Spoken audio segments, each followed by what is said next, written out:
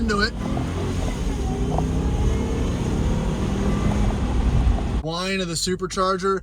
If you don't laugh a little bit when you put your foot into it after you hear that supercharger whine, then you're this isn't the truck for you, bud. Whee! Good morning and howdy. Welcome back to the Addicted Motors YouTube channel for a video that I've been kind of putting off, but I'm finally able to make it. And this is one I'm pretty excited about. So check it out. All right, so I'm talking about the 2006 Range Rover full-size supercharged. Bought this truck about a month and a half ago, and it's been in the shop getting a kind of a complete once-over and a lot of work done. We put a lot of money, parts and pieces into bringing this one back up to shape mechanically. Cosmetically, it's pretty good, but again, I haven't done kind of a full walk around and overview of it since it got here and since I was messing with it on my own when it got to the shop. So in the meantime, it's been thoroughly inspected, gone through, and I've got a list of what we've done to it. It is for sale. I haven't posted it or anything yet. I haven't got that far. Still have to do a little bit of detailing and whatnot, fine-tuning some small items, but this one is definitely for sale, and will be, that'll be the next chapter for this truck. But in the meantime, let's just check it out. So again, let's talk about full-size Range Rovers, and specifically 2006 full-size supercharged Range Rovers. I've done videos on them before. I've done one on this, and I have done on RVA Rover's 2006 that he had.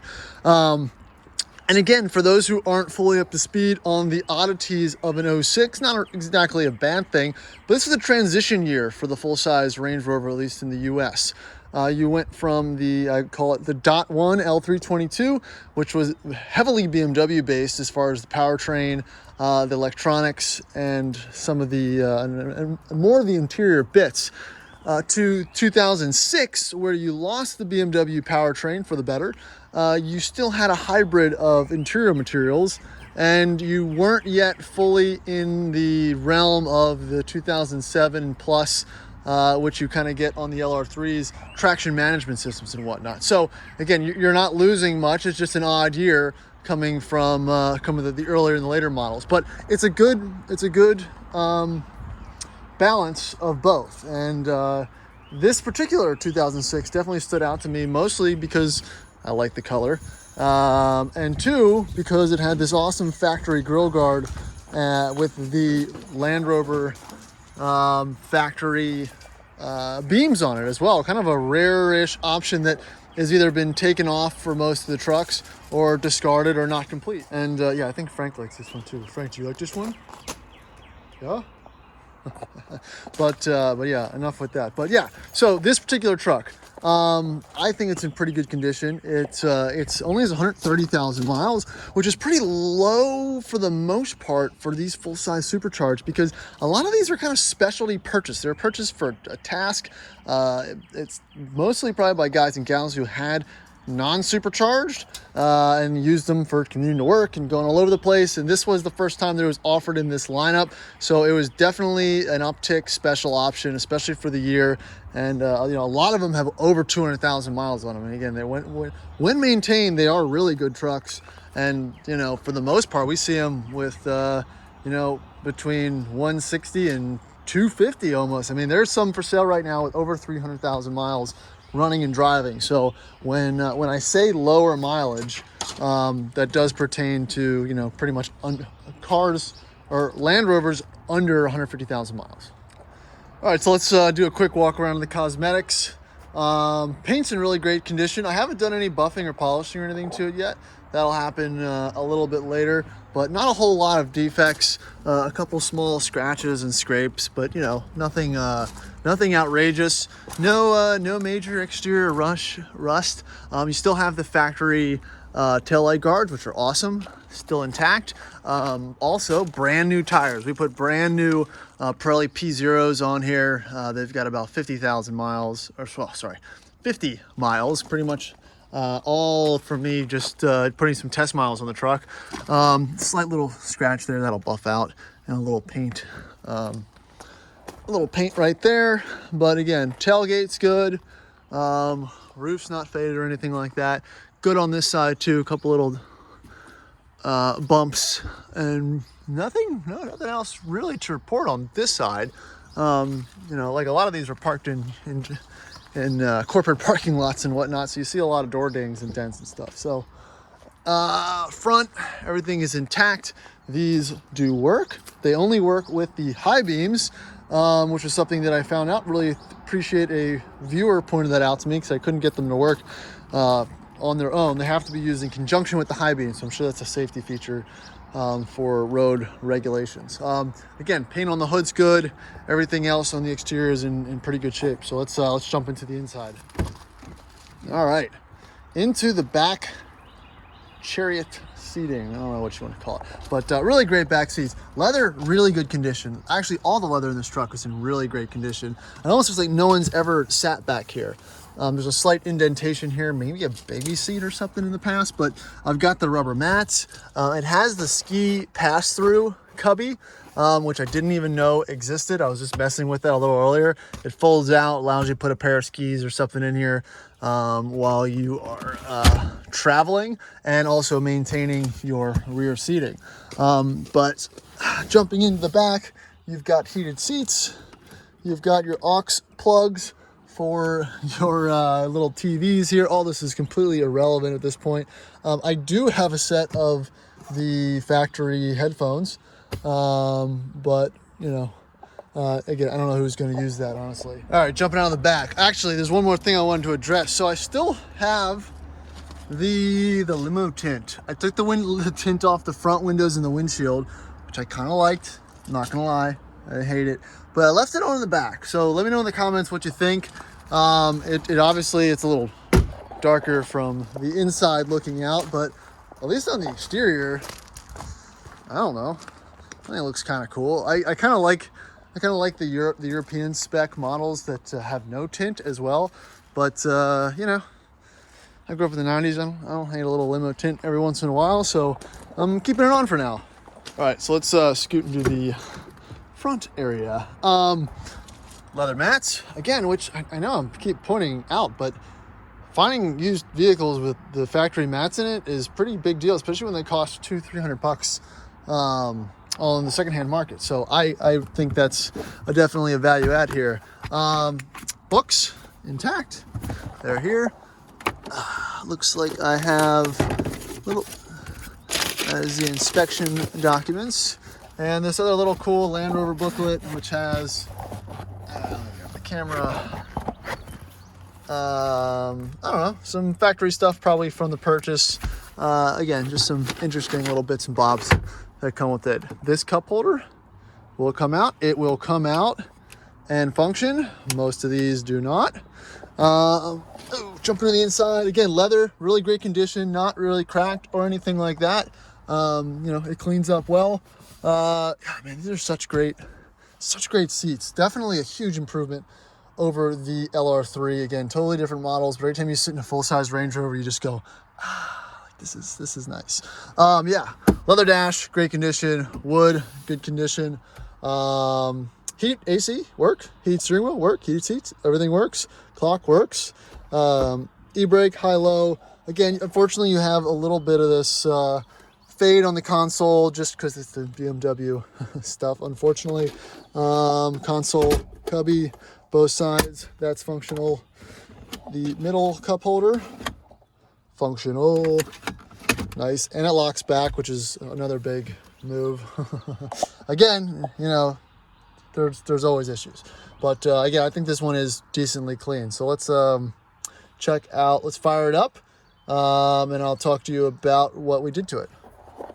So yeah, lots of little features on these that become apparent when you drive other cars, especially the auto tilt of the driver and passenger's mirrors, which is great when you're parallel parking to curbs or trying to avoid curbs, but very annoying when you're trying to back up normally.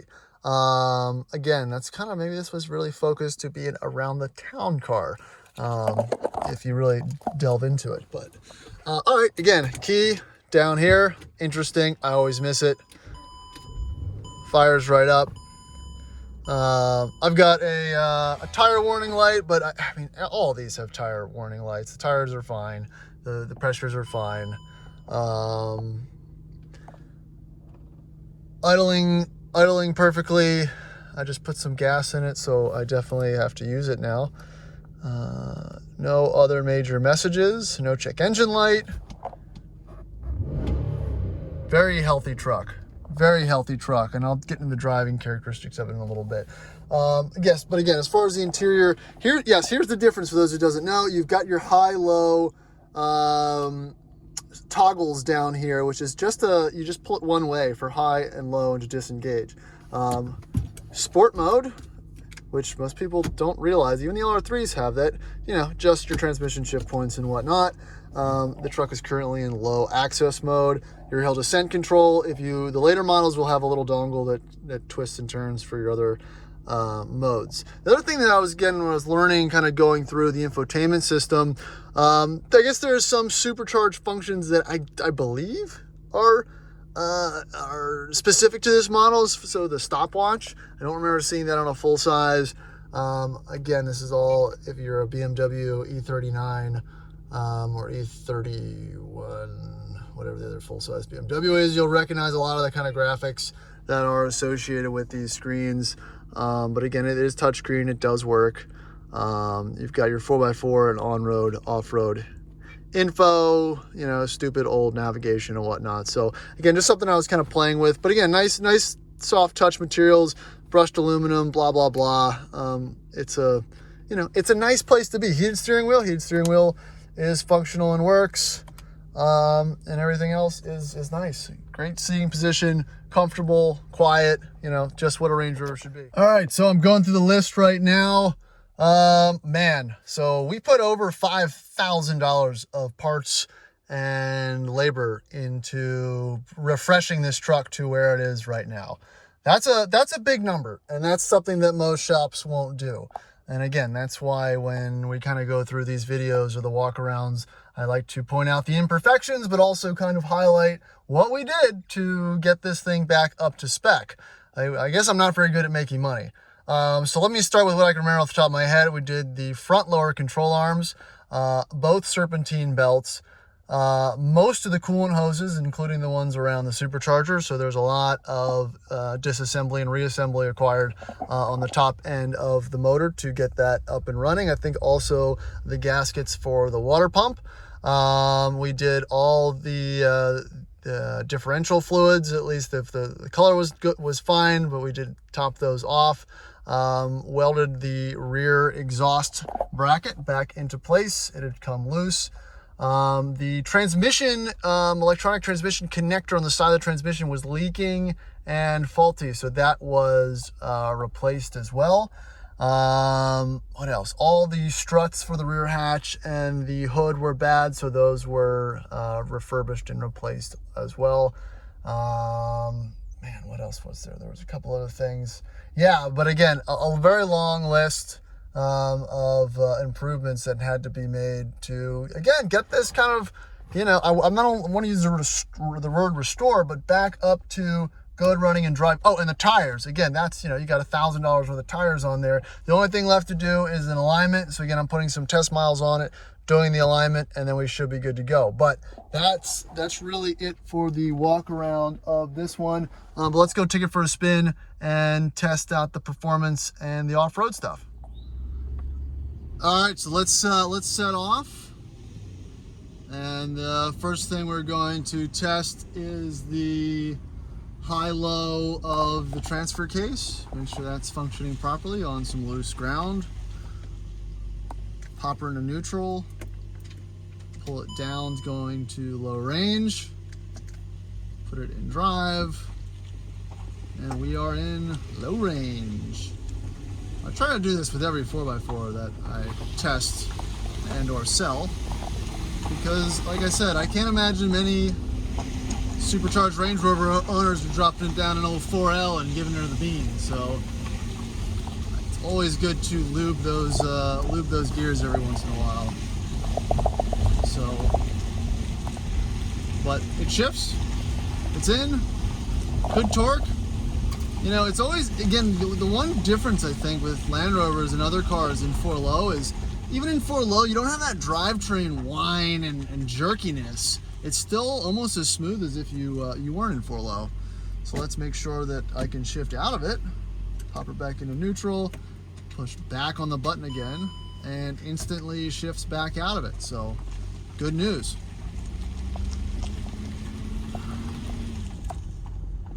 All right. Well, now let's do a quick road test. The truck is up to temperature, so we're gonna make a left out of here and get rid of the beans. Wait for this little 4-cylinder Z3 to go by, and then roll into it.